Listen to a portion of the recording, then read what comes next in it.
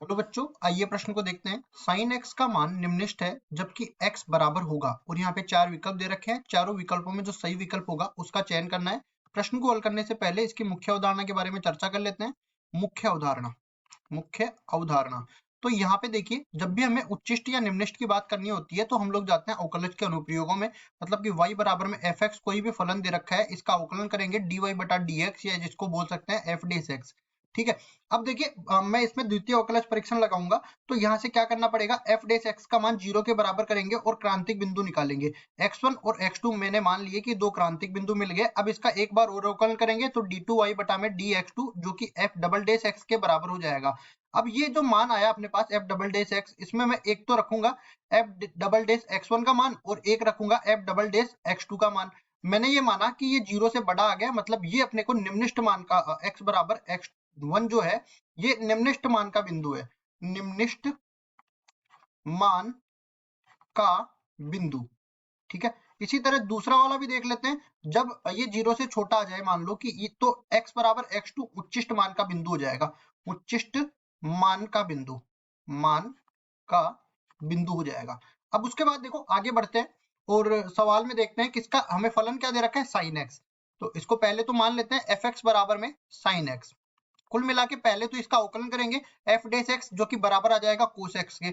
अब क्रांतिक बिंदु निकालने के लिए एफ डेस एक्स को 0 के बराबर करना पड़ेगा। इसका मतलब कि कोस एक्स का मान 0 के बराबर करना पड़ेगा। तो कोस एक्स कहाँ 0 होता है, देखो मैं एक चक्कर में 0 से 2 पाई में, मतलब एक सारे चौथे 4 चतुर्थांशों में इसका एक चक्कर लगा लेता हूँ। इसका जब मैं ग्राफ बनाता हूँ ना इस तरीके से, तो ये यहाँ से देखो x बराबर 0 पर कोस x का मान 1 के बराबर होता है, फिर घटता चला जाता है और -1 पर जाके ये बढ़ना स्टार्ट कर देता है। इस तरह से ये आ जाता है 2 पाई पे।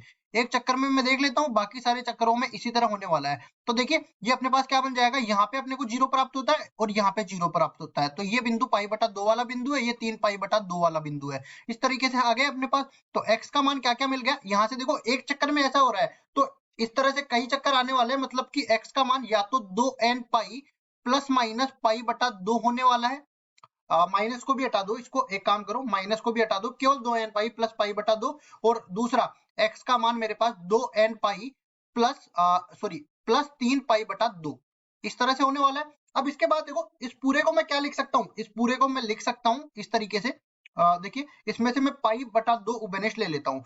पाई बटा 2 मैंने उबनिष्ठ ले लिया, तो यहाँ से देखिए क्या बनेगा। ये अपने पास लघुत्तम लेने के बाद ये 4n बच जाएगा और यहाँ पे प्लस 1 बच जाएगा। इस तरीके से बन जाएगा। इसी तरह इसको भी देख लेते हैं, ये अपने पास पाई बटा 2 उबनिष्ठ आ जाएगा और कुल मिला के अपने पास 4n प्लस 3 बच जाएगा।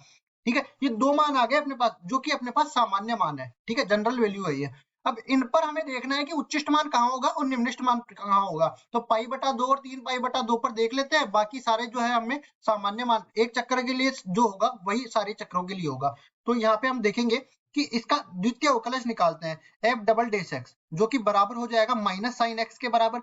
अब देखिए डबल डेस एक्स में अगर मैं एक्स का मान पाई बटा 2 रख देता हूं, तो ये अपने पास -1 के बराबर आ जाता है, जो कि 0 से छोटा है। इसका मतलब कि x बराबर पाई बटा 2 पर एफ एक्स का उच्चिष्ट बिंदु होगा, उच्चिष्ट बिंदु होगा। इसी तरह आगे बढ़ते हैं और यहाँ पे देख लेते हैं एफ डबल डेस 3 पाई बटा 2, 3 पाई बटा 2, ये किसके बराबर आ जाएगा, यहाँ पे देखो माइनस माइनस प्लस बन जाएगा और ये 0 से बड़ा हो जाएगा। तो मैं कहूंगा कि x बराबर 3 पाई बटा 2 पर एफ एक्स का निम्नलिखित बिंदु होगा, एफ एक्स का निम्नलिखित बिंदु होगा, निम्नलिखित बिंदु होगा।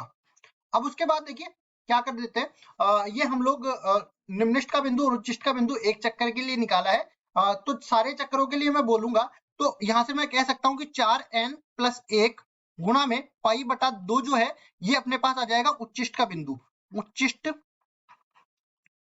का बिंदु। और इसी तरह जब ये x का मान है, x बराबर जब 4n प्लस 3 गुणा में पाई बटा 2 जब आएगा, तो इसको मैं बोल दूंगा ये किसके बराबर होगा, निम्नलिखित का बिंदु होगा, ये निम्नलिखित का बिंदु हो जाएगा। अब चलते हैं विकल्प में। तो विकल्पों में देखो क्या बोल रखा है कि 4n प्लस 3 बटा, हमें क्या चाहिए, निम्नलिखित का बिंदु चाहिए। और निम्नलिखित का बिंदु हमारे पास आया है कहाँ पे, 4n प्लस 3 गुणा में पाई बटा 2 पे। तो यहाँ पे देखेंगे 4n+3 गुणा में पाई बटा 2, ये ए विकल्प में दे रखा है। और साथ ही साथ ये भी याद रखो कि जो भी मैं ये सामान्य मान में ये ले रहा हूं ना, यहाँ पे मैं सारा n का मान जो भी लूंगा वो पूर्णांक के रूप में लूंगा। तो जहां पे भी n है वहां पे मेरे को पूर्णांक लगाना पड़ेगा। पूर्णांक को चाहे आई से व्यक्त कर दो चाहे जेड से व्यक्त कर दो, वो मान सही है बिल्कुल। तो हमारे विकल्प कौन सा सही हो जाएगा? विकल्प नंबर ए सही हो जाएगा। आशा करता हूँ ये सवाल आपको समझ में आया होगा। धन्यवाद।